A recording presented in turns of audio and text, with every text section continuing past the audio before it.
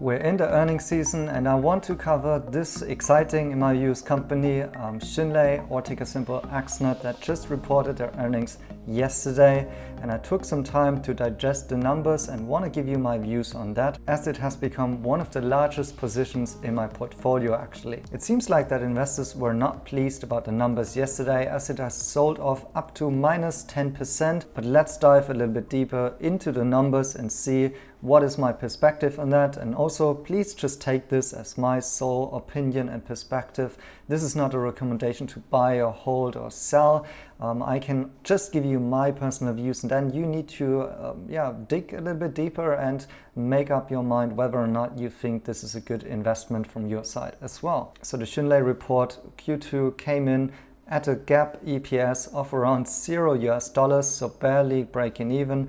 Revenue around 55 million, up 24.4% year over year, and a gross margin at 52.5%, slightly lower than last quarter where it was 53.7%. But before I go much deeper into those Q2 numbers, let me once again summarize and pitch you my vision of why I'm investing in this company. So Xunlei is famous for providing P2P torrent services in China, and kind of every guy in China knows this. It's a household brand name in a way for the download software that they have.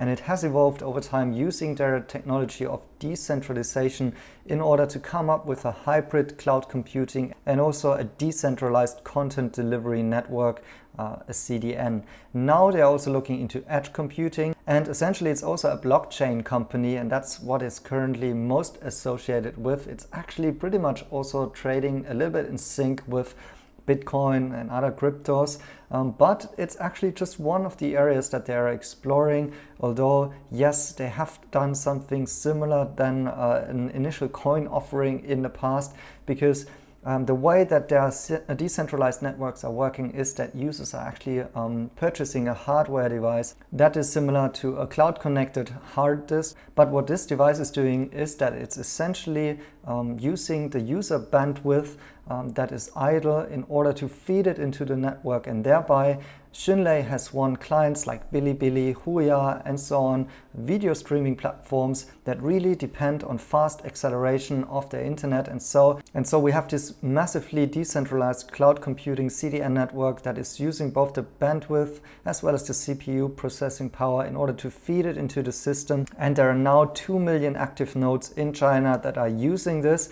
And I will talk a little bit more about this. I think there are indicators that this is going to expand on different ways. So Xunlei is claiming that their technology, which is used by those big names that I've mentioned before, is reducing the cost of bandwidth for these players by 50%, as well as massively accelerating the delivery of the content, so the short and long-term videos. So that's important to note. Now back into the numbers. What were my estimations and what are the results? I posted my estimations in the Patreon network going into the earnings, and here they are. The low estimates were $54 million in revenue and $58 million in revenue on the high side. The actuals came in, as mentioned before, around 55 million. So it's kind of in the middle of what was the guidance by the management. Then for the cloud and computer and internet related services, the low estimates were around 27 million. The guidance was up to 30 million, and it actually came in around 29 million. So rather on the upside here, they have increased the share of revenues from previously 51% to 52%. Subscription revenues were estimated between 22 million and 23.5 million, came in at 22.7. So that's roughly the same share, 41% of total revenues as before. The online advertisement revenues, which they also have, because Xunlei actually operates different services, for instance, also for data sharing, but also for streaming videos by themselves. And on these services, where they have millions of users by themselves, they are obviously also offering advertisement. But this has been declining. It was estimated to be between 3.6 million to 3.7 million, so a smaller percentage of their overall revenues, but it only came in at 3.5 million. And the reason has been also the crackdown actually on the technology stocks in China, because now they have been called out publicly by the Ministry for Information and Technology for the fact that they have not probably adhered or were not compliant with all of the guidelines in a way that how things can be advertised with the users. So they need actually to update their services to become compliant again. And so the management has actually also warned that these revenues are possibly declining in the short term again until they become compliant again. Once again, as you can see, this is only 7% of their total revenue, and it has declined to 6.3%. So despite this decline in the advertisement sales, they have managed to grow the revenues from 53.3 million to 55.2 million.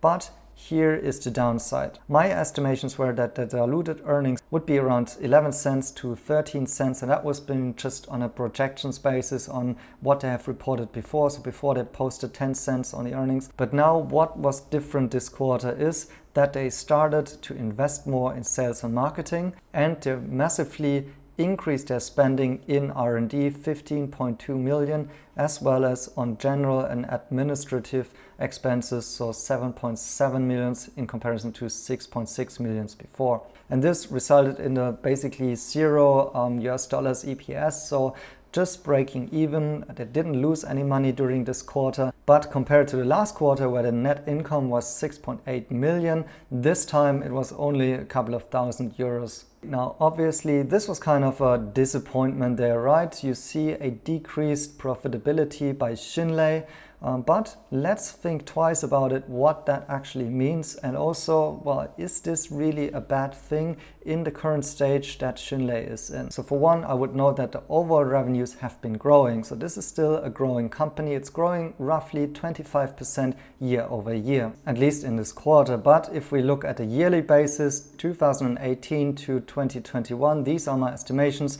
If we just look forward, if the quarterly revenues remain like this, and the guidance has been roughly also that next quarter will see revenue similar to this quarter, then we would land at roughly 218 or 219 million of revenues this year in comparison to 186 last year, 181 in 2019, and in comparison to 2018 where they showed 232 million US dollars in revenues. So actually the revenue trend here is fairly positive. The company is growing, and what I think is the most important is that it's growing in the area of cloud computing, where we still see a positive trend. And also during the earnings call, they have actually guided for this. They said, we remain optimistic that the future demand for the product remains strong due to the popularity of short form and long form video and other streaming products which generally require CDN services. Therefore, we expect elevated growth in sold bandwidth in our cloud computing business in the second half of this year. So this is exactly what I like to see. This is strengthening my fundamental thesis of why I'm investing in this company. If I would see a decline in the overall revenues as well as a decline in the cloud business, that would get me seriously worried whether or not Xunlei can actually grow into this massive market of China's public cloud as well as the private cloud market. And so with this overall picture, I don't really mind that Xunlei is right now investing more in R&D as well as in employees. So they're hiring a bunch of people, and I've been following that in different areas. So for instance, for building new live streaming offerings, but also in the area of cloud computing, they're hiring people as well as in the area even also of blockchain technology. As you can see here, and these are automatically translated job postings that I've seen there. They are looking for a blockchain business manager, and that indicates that they're now going more into pitching and selling their blockchain related business in various services sectors as well as business with business partners, and that might be related to their blockchain as a service offering that Xunlei has developed. On top of that, they mentioned again in the earnings call that they are working with a regional university on some government funded programs. China has a big incentive and a big focus on blockchain technology in its 5-year plan, and so there are also big ambitions with that, and so it seems like Xunlei is also working on this side. But then what I found more interesting is also the senior network engineers they're hiring, the senior business operators, also maintenance engineers, intelligent hardware technical engineers, and these are just some of the jobs that I found there. But they're indicating that Xunlei is working on 5G pilot projects as well as possibly 5G base stations, so their own new hardware, which might be new kind of routers, maybe similar to those nodes that are selling, the hardware routers that are selling to private consumer. And this is just speculation by how I'm reading this, but it seems to me that they are using some of the technology providers and they're scaling in 5G in order to build out their hybrid cloud CDN network there and around use cases like edge computing and so on, and possibly once again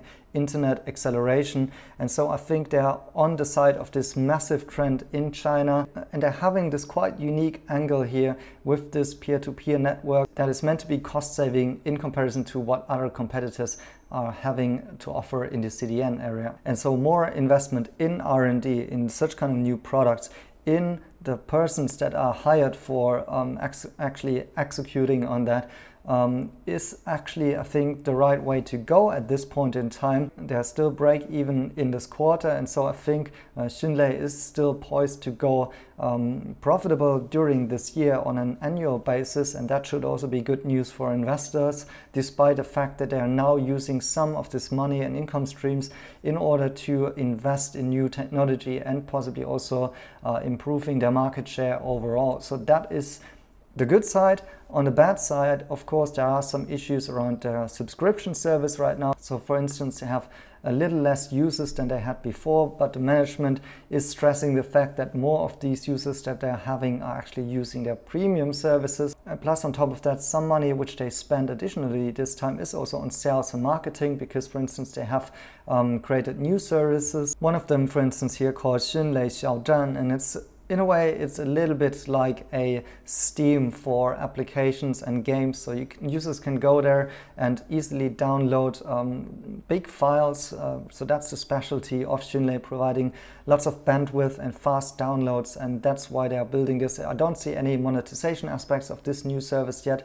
But anyways, the management said that they have spent more marketing and advertisement around launching such new products. And that's obviously something which is not as good to see unless in the next quarters we will see the effects and benefits of that, meaning, for instance, more users or new subscriptions. And so all in all, I think the numbers are actually not that bad. They're still positive, they're still growing, although it's not a super high growth company on both the EPS as well as on the revenues. And what I have a big issue with is, and that has shown also in the earnings call, that they are once again not good at communicating an overall vision. There is also a really bad issue around the fact that there were no analysts on the call taking or posing any questions. So that also doesn't help that the management can actually reply to some critical questions, for instance. And so I think the overall issue here is that this company is really undiscovered. It has really low trading volume. It's not really well understood from a Western perspective, but possibly also not from a Chinese perspective. It's a small company for now. The market cap is quite low. It's very close still to its cash position. And so that is also one of the reasons why I'm confident to adding more, because I still see the fundamental thesis intact. I still think this company is undervalued in relation to its peers internationally, but also domestically. And I do think that there is a potential that this company can grow into these massive opportunities from scratch here. And so I will stick to it for now and also average down my cost, because obviously, of course, after getting in around $5 to $6, I'm now also underwater here with this recent sell-off. Yeah, this is not something which scares me unless the fundamentals are intact once again. So right now I'm adding to my positions there. Nothing that you should necessarily also copy and paste here, but I'm just telling you where my money is and what I'm personally doing. And so these are my interpretations of the numbers so far. Definitely going to post more around the strategy. I'm also trying to reach out to the investor relations and try to get somebody maybe speak here on the channel around the technology with they're having, the plans that they're having on this year and beyond that, because I think really there is a communication issue of what can this company achieve and what is the greater picture and the greater plan here. So let me know in the comments, what do you think about this? Thank you guys for watching. Please smash a like and then see you in the next one.